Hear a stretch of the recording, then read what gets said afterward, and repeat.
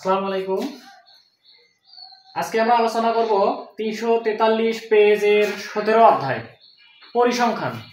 তাহলে পরিসংখ্যানে প্রাথমিক আলোচনা গত লেকচার বা পূর্বের লেকচারে দেওয়া আছে। তোমরা এখান থেকে সংজ্ঞাগুলো প্রাথমিক বিষয়গুলো দেখবা। তো পরিসংখ্যান আমরা যে অঙ্কটা লিখছি এটা হচ্ছে বোর্ড বইয়ের 10 নম্বর অঙ্ক। এই 10 নম্বর অঙ্কটা যদি কোনো স্টুডেন্ট ভালোভাবে আয়ত্ত করে তাহলে তাকে আর এই অধ্যায়ের কোনো অঙ্ক করা লাগবে না। তাহলে আমি আশা করব সবাই একটু মনোযোগের সহিত দেখবা। তাহলে আমি প্রথম অঙ্ক প্রশ্নগুলো লিখে রাখছি, এখানে অঙ্ক করছি। অঙ্ক করার সময় ভিডিওটা মাঝখানে আমার আটকে যায়, স্টপ হয়, এই কারণে আবার শুরু করতে হচ্ছে। তাহলে দেখো এখানে ক নম্বর প্রশ্ন ছিল তোমাদের, প্রচুরক শ্রেণী কোনটি? প্রচুরক শ্রেণী কোনটি? প্রচুরক শ্রেণীর মধ্যবিন্দু কোনটি বা কত? প্রচুরক শ্রেণী, তাহলে আমাকে জানতে হবে প্রশ্নটা প্রচুরক। প্রচুরকটা কি? প্রচুরক হচ্ছে কোনো উপাত্তের যে মান বেশি বা বড় তাই হচ্ছে প্রচুরক। তাহলে এটা প্রাথমিক লেকচারের মধ্যে আছে, তারপরে কিন্তু আবার লিখলাম আমি। তাহলে প্রচুরক যেটা বড়, তাহলে এখানে গড় সংখ্যা সবচেয়ে বড় আছে আমাদের হচ্ছে 12। তাহলে এটা সোজায় 12 সোজায় উপরে যে শ্রেণী ব্যক্তিটা থাকবে এটাই হচ্ছে প্রচুরক শ্রেণী। তাহলে প্রচুরক শ্রেণী আমরা লিখলাম কত? 61 থেকে 77। তাহলে এই যে 61 থেকে 77।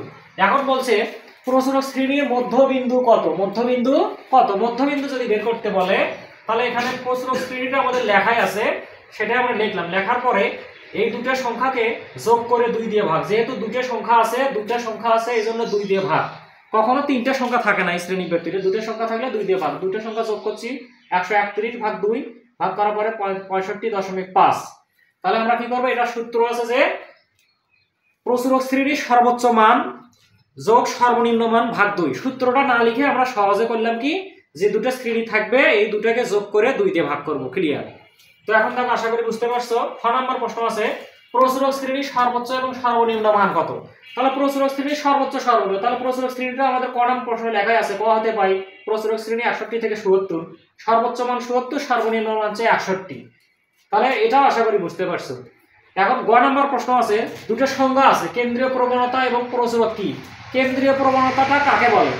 কোন উপাত্তের মানগুলো কেন্দ্রের দিকে ধাবিত হওয়াকে কেন্দ্রীয় প্রবণতা বলে, বা কোন উপাত্তের মানগুলো কেন্দ্রের দিকে পুঞ্জীভূত হওয়াকে কেন্দ্রীয় প্রবণতা বলে। এটাও প্রাথমিক লেকচারের মধ্যে তোমরা দেখবা সংজ্ঞাগুলো।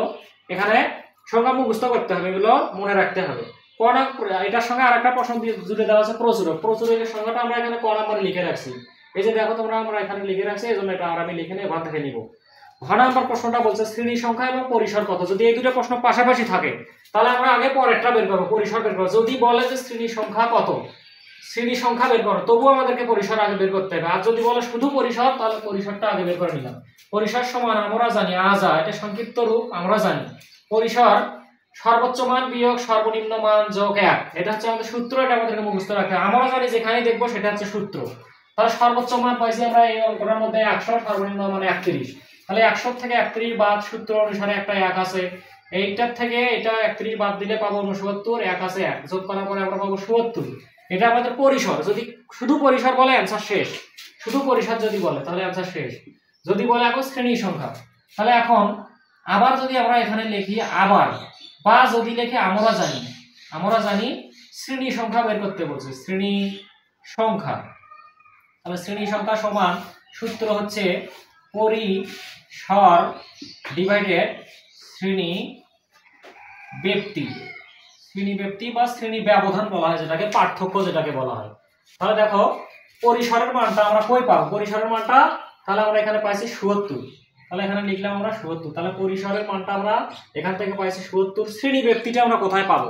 শ্রেণী ব্যক্তি বলতে বোঝাচ্ছে যে এই শ্রেণী ব্যক্তিগুলো প্রতিটা যে শ্রেণী ব্যক্তি তার ব্যবধানটা কত, পার্থক্যটা কত।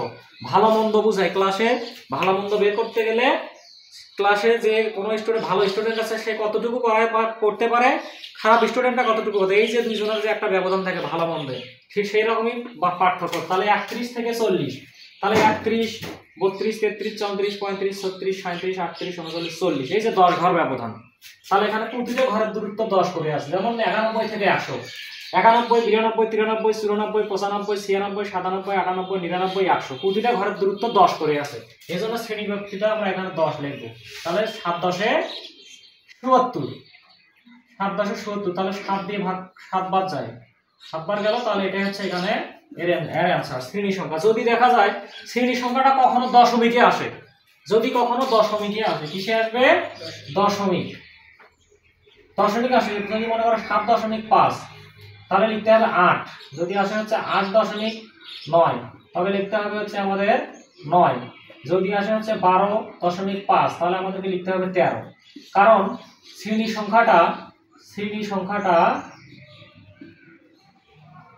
সংখ্যাটা কখনো দশমিকে রাখা যাবে না। যদি কখনো দেখো দশমিক আসছে এখানে অ্যান্সার, তাহলে আমরা দশমিকে রাখবো না, তার চাইতে 1 বেশি করে লিখবো। 7-এর চাইতে বড় 1 8, 8-এর চাইতে বড় 1 9, 12-এর চাইতে বড় হচ্ছে 13। 1 আমরা বেশি করে লিখবো। কখনো দশমিক যদি এসে যায় কখনো, তাহলে আমরা ওটাকে 7 রাখবো না, 7.1 যদি আসে 8 রাখবো। ক্লিয়ার? বুঝতে পারছো সবাই? আচ্ছা, এখন বলছে ক্রমযোজিত সারণী আঁকো বা ক্রম সারণী আঁকো। আমি সংক্ষিপ্তভাবে লিখছি। তাহলে এখানে প্রশ্ন আছে হচ্ছে 1 নম্বর প্রশ্ন, সরি গোলদাগ দিয়ে ফেলছি আমি। তাহলে এখানে আঁকবো আমরা ক্রম যোজিত সারণী। তাহলে ক্রমযোজিত সারণী আঁকতে বলছে। তাহলে আমি এটা সংক্ষিপ্ত রূপ লিখছি হচ্ছে ক্রম সারণী। লিখছি ক্রম সারণী। ক্রম সারণী করতে আমাদের 3টে ছক লাগবে। 3টে ছক, এটা আমাদেরকে মনে রাখতে হবে। তাহলে 3টে ছক লাগবে। তাহলে আমি 3টে ছক আঁকি।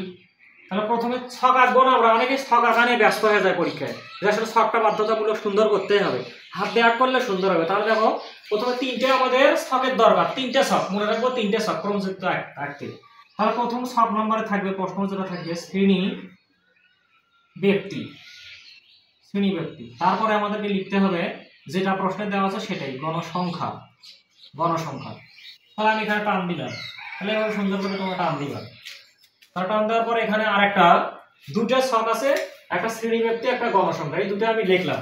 লেখার পরে বের করতে বলছে ক্রম সারণী। তাহলে আমি এখানে লিখবো ক্রম সারণী, আর লিখবো না, বা ক্রমযোজিত সারণী বা ক্রমযোজিত সংখ্যা। টান দিলে মানে, তাহলে এখানে একটা সুন্দর করে টান দিলাম, এখানে একটা আমরা টান দেবো। তাহলে লাইন এখানে আমাদের স্কেল দিয়ে টানতে হবে, তার কোনো বাধ্যবাধকতা নাই। আমরা সুন্দর করে স্কেল ব্যবহার করে সুন্দর করে লিখবো পরে। তাহলে প্রথম আছে 31 থেকে 40। 31 থেকে 40, তাহলে আমরা এখানে লিখবো 31 থেকে 40।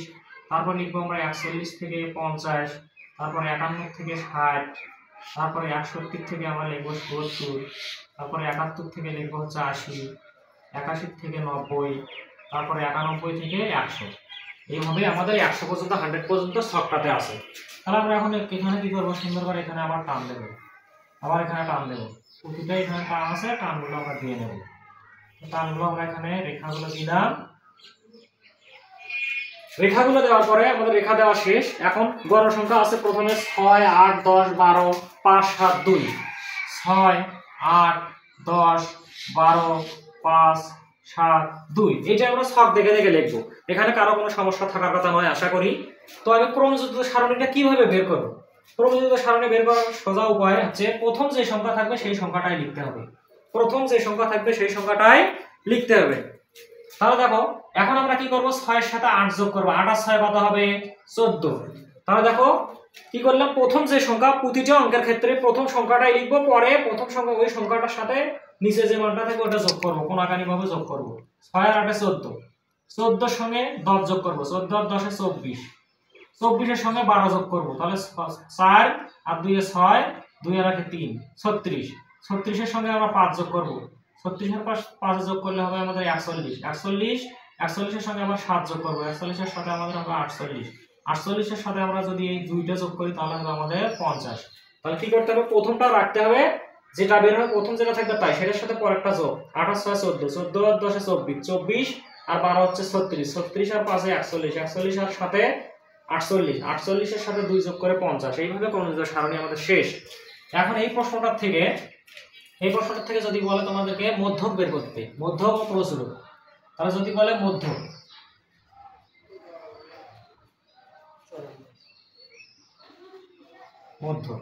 তাহলে যদি মধ্যক বের করতে বলে, তাহলে মধ্যক নির্ণয়ের একটা সূত্র আছে। তাহলে আমাদের আগে সূত্রটা মুখস্থ করতে হবে। তাহলে সূত্রটা হচ্ছে L plus n divided 2 minus FC bracket close করে দেব ইনটু H ডিভাইডেড Fn। তাহলে মধ্যক নির্ণয়ের সূত্র আছে। তাহলে আমাদের সূত্রটা যদি আয়ত্ত না করি, সূত্রটা যদি মুখস্থ না করি, তাহলে অঙ্কটা পারবো না। তাহলে সূত্রটা মুখস্থ করার ক্ষেত্রে তাহলে আমরা কিভাবে এটা অঙ্কটা করব, সলিউশনটা আমরা কিভাবে করব। তাহলে এখানে দেখো সূত্রের এখানে লেখা আছে, বইয়ে তোমাদের বইয়ে অনেক বড় করে লেখা আছে, প্রথম লেকচারে আমি লিখে রাখছি। এল হচ্ছে তাহলে প্রচুরক শ্রেণীর সর্বনিম্ন মান, প্রচুরক শ্রেণী যে সোজা থাকবে যেটা বড় সেই সোজা সর্বনিম্ন মান। এত কিছু মনে রাখে আমরা কিভাবে মনে রাখবো, শর্টকাটে কিভাবে মনে রাখা যায়, এই মানগুলো কিভাবে শর্টকাটে বের করবো। তাহলে দেখো এখানে প্রথম কি লেখা আছে, এল লেখা আছে। এল এর মানটা আমরা কই পাবো, এল এর মানটা আমরা কই পাবো। তাহলে এখানে দেখো সবচেয়ে বড় আছে কোনটা, সবচেয়ে বড় আছে আমাদের 12। তাহলে প্রথমে আমরা শেষের দিক থেকে বের করবো, তাহলে আমাদের জন্য সুবিধা হবে। শেষে আছে হচ্ছে আমাদের এফএম। তাহলে এফএম কোনটা, এফএমটা হচ্ছে যে গণসংখ্যাটা থাকবে সেটা সবচেয়ে বড় মান, সেটা সবচেয়ে বড় মান। তাহলে আমরা এখানে পাইলাম হচ্ছে, এখানে আমি এখন লিখবো হচ্ছে এফএম। তাহলে এফএমটা আমরা কই থেকে পাইছি, আশা করি তোমরা বুঝতে পারছো যে এফএমটা কই থেকে পাবো, যেটা গণসংখ্যা সবচেয়ে বড় থাকবে সেটা হবে এফএম, সেটা হবে এফএম। এখন এটাকে কেন্দ্র করে সবগুলো মানে বের হবে।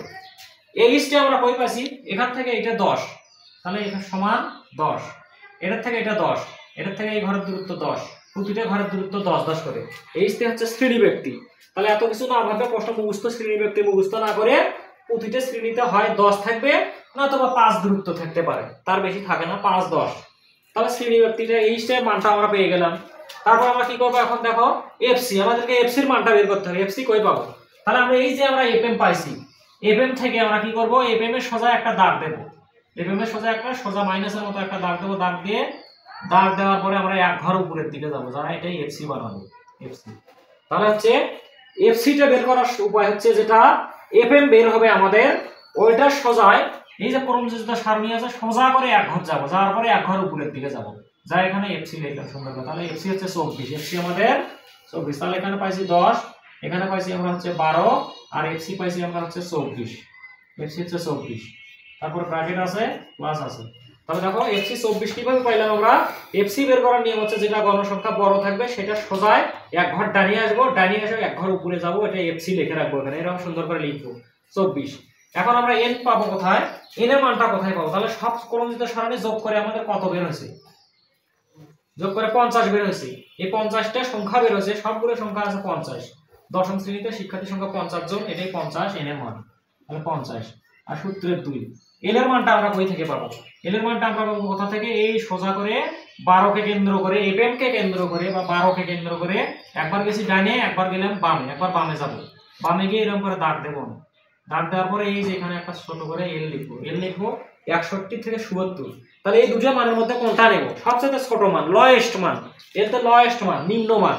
তাহলে সর্বনিম্ন মানটা হচ্ছে আমাদের 61, ছোট মানটা নেব, বড় মানটা নিলে হবে না, লয়েস্ট মান, ঠিক আছে। তাহলে এখন দেখো 25 দুগুণে 50, কাটাকাটি যদি আমরা করি, তাহলে 25 দুগুণে 50, 61 আছে 61 যোগ 25 থেকে 24, এই যে মাইনাস আছে, মাইনাস করলে আমরা পাবো 1 গুণন 10 এর 12। তাহলে এটা ব্র্যাকেট আছে, তাহলে 61 আছে 61। আমরা লগের অঙ্ক করার সময় 2.2 এর অঙ্ক করার সময় বলছি, সামনে যদি কোনো সংখ্যা থাকে সেটা উপরে যা গুণ হয়, তাহলে দশককে 10 ভাগ 12। তাহলে এখন কি করব, এখন কাটাকাটি করব, আমরা ভাগ করব। তাহলে 61 আছে, এখানে আমরা কাটাকাটি করার পরে পাবো 61 যোগ 12 দিয়ে 10 কে ভাগ করব, 12 দিয়ে 10 কে ভাগ করব, এখানে পয়েন্ট দিতে হবে, পয়েন্ট দিয়ে 100 নিতে হবে, তাহলে 9 12 108, 8 12 96। তাহলে এখানে 8.2 হবে, বা 8.3 হবে, বা 4 হবে, আরো হতে পারে। তাহলে আমি ডট দিলাম, ডট দেওয়ার পরে 61 আর 8 যোগ করব, তাহলে 69.2 ডট দিলাম সামথিং। তার মানে আমি আমার কাছে ক্যালকুলেটর নাই, এই জন্য আমি এখানে কি করছি, আমার নিয়ম অনুসারে, টার্গেট অনুসারে আমি এখানে সংখ্যা দিয়ে দশমিক দিছি, দশমিক দিয়ে তাহলে আমি কি করলাম, এখানে সরি ভুল হয়ে গেছে, এখানে আমি এখানে একটা দশমিক দিয়ে এখানে একটা শূন্য নেব, তাহলে 0 দশমিক, তাহলে 8 12 96, 8 বার যায়, আরো হতে পারে।